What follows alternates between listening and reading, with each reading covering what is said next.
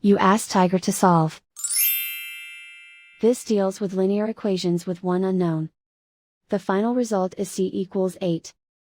Let's solve it step by step. Simplify the expression. Break up the fraction. Find the greatest common factor of the numerator and denominator. Factor out and cancel the greatest common factor. Group all constants on the right side of the equation. Add 1/2 to both sides. Combine the fractions.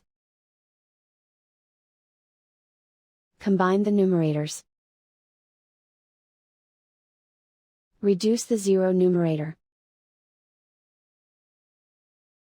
Simplify the arithmetic.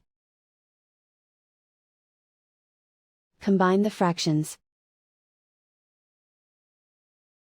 Combine the numerators.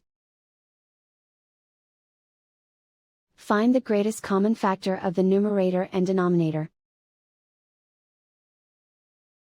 Factor out and cancel the greatest common factor. Isolate the c. Multiply both sides by 4. Group like terms. Multiply the coefficients. Simplify the fraction.